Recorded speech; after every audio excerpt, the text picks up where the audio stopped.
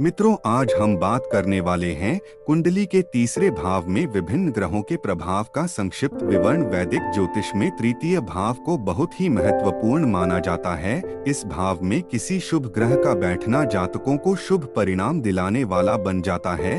तृतीय भाव को ज्योतिष में क्यों इतना महत्व दिया गया है, इस पर हम इस वीडियो में प्रकाश डालने वाले हैं। इसके साथ ही अन्य कई पहलू हैं जिनके बारे में हम विस्तार से जानकारी देने जा रहे हैं।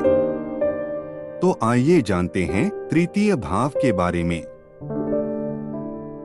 तृतीय भाव में सूर्य, इस घर में सूर्य ग्रह के होने से जातक का संचार के विभिन्न रूपों पर ध्यान केंद्रित करने की संभावना है। आप यात्रा करने के शौकीन होंगे और लोगों के संपर्क में रहने से आपको आत्मविश्वास और जीवन में रुचि बनी रहती है। आप स्वशिक्षित और अत्यधिक कुशल भी होंगे और अपने कार्यों के फल से जुड़े रहेंगे। ज्ञान और अध्ययन आपके लिए बहुत महत्व रखते हैं और आप इसे दूसरों के साथ साझा करने में विश्वास करते हैं।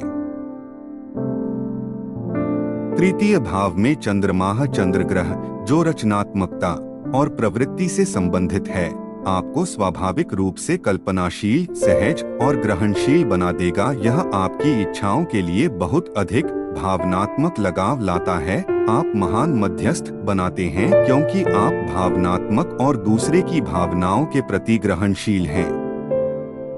आप अपने भाई बहनों से भी काफी लगाव रखते हैं। तृतीय भाव में बृहस्पति है। जब बृहस्पति ग्रह तृतीय भाव में हो तो आपकी मानसिक क्षमताओं में वृद्धि होगी। सहज होने से आप भी स्वाभाविक रूप से आएंगे। आपके पास नई जानकारी को जल्दी से प्राप्त करने और चीजों को आसानी से काम करने की क्षमता होगी। इस घर में बृहस्पति की उपस्थिति आपकी प्रारंभिक शिक्षा के लिए भी लाभदायक साबित होगी। आपके अपने भाई बहनों, परिवार, पड़ोसियों और संघों के साथ सौहार्दपूर्ण संबंध होंगे। तृतीय भाव में शुक्र ग्रह की उपस्थिति आपको संचार के सभी क्षेत्रों में अपनी अभिव्यक्ति पाने में मदद करती है। चाहे वह लिखित हो या मौखिक, आप चीजों और रिश्तों को सुचारू और व्यवस्थित रखने की प्राथमिकता देते हैं और आप जीवन को अनुशासनपूर्ण तरीके से चलाते हैं। टकरावों और विवादों से बचते हुए, हालांकि आपको समझना होगा कि कब कहना है और कब अपने लिए लड़ना है। तृतीय भाव में मंगल, कुंडली तीसरे घर में मंगल ग्रह जोश के साथ अपने हितों का पालन करने के लिए साहस, शक्ति और ऊर्जा का संकेत देता है। आप कई लोगों के लिए प्रेरणा स्रोत बन सकते हैं। इसके अलावा आप मानसिक रूप से काफी सतर्क, सक्रिय और ऊर्जावान हैं और इन विचारों को सही दिशा में प्रसारित करना चाहिए। मंगल की ऊर्जा आपको लापरवाह निर्णय लेने के लिए प्रेरित कर सकती है, जो बाद में हानिकारक हो सकती है। भाई बहनों और अन्य साथियों के साथ समस्या होने की संभावना है।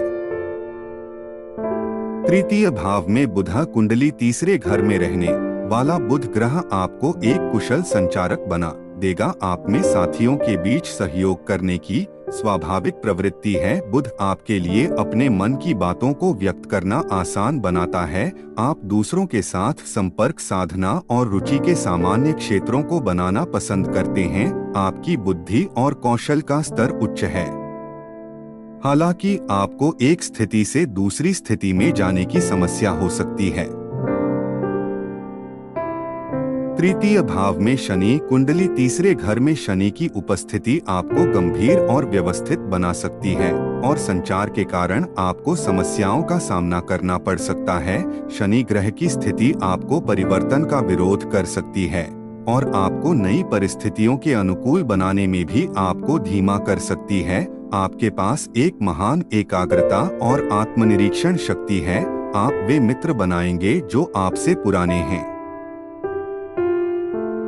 तृतीय भाव में राहु है। जब राहु ग्रह तीसरे घर में होता है तो यह आपके लिए एक अच्छा भाग्य, धन का संचय, पड़ोसियों के साथ सौहार्दपूर्ण संबंध, यात्रा और लेखन और प्रकाशन में सफलता का संकेत देता है। आप में क्रांतिकारी बनने की क्षमता को बढ़ाता है।